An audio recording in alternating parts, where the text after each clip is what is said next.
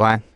Debris flying to Asia, the other 4 UFOs zooming toward the magnificent big one. Not long after, John's girlfriend spotted 4 unidentified flying objects dive into the sea from radar hail.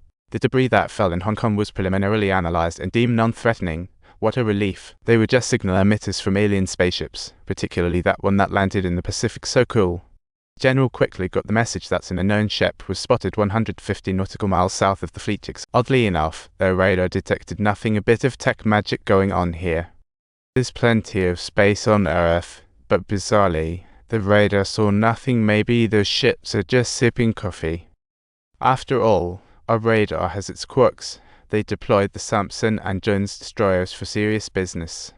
Plus, they sent out the Mayoko, a Con-class destroyer, forming a lively crew headed for recon.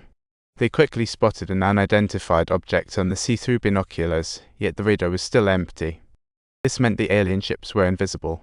Opting for safety, the 3 destroyers decided to tread carefully. They sent a speedboat out, and John, the lieutenant and the Jones, got closer with crewmates to communicate, but received no reply at all. This thing was bizarre. None of them had ever seen anything like it, looking just like a giant tower. Curious, John made the decision to go and take a closer look, completely disregarding the crew members' attempts to dissuade him. What a truly curious little explorer he is. Stop it! John shouted loudly at the captain. We can't retreat. This is way too interesting. Subtitles.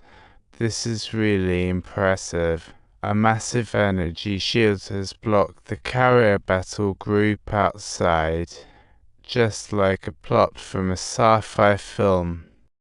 Not only physical isolation, but the radio was jammed too. The retreating destroyers lost contact with command. What a bummer. The situation was as if they crashed head-on into it, resulting in the complete paralysis of the destroyers and radar systems inside.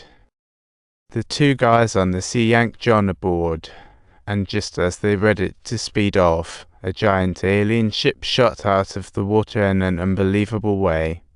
Can I still make it?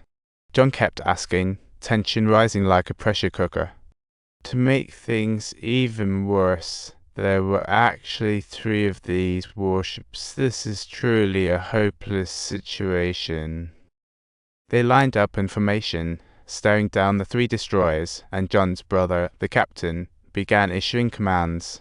The opposing side showed absolutely no concern, as if they were the sole ones permitted to honk, completely leaving the 3 destroyers in a state of bewilderment.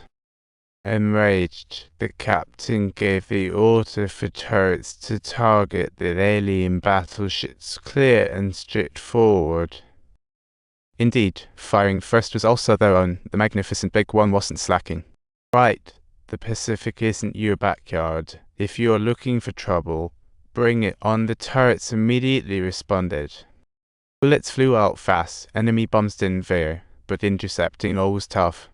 Right at this very moment, a still small boat, after some frantic efforts, finally managed to start its engine and was ready to join in the battle.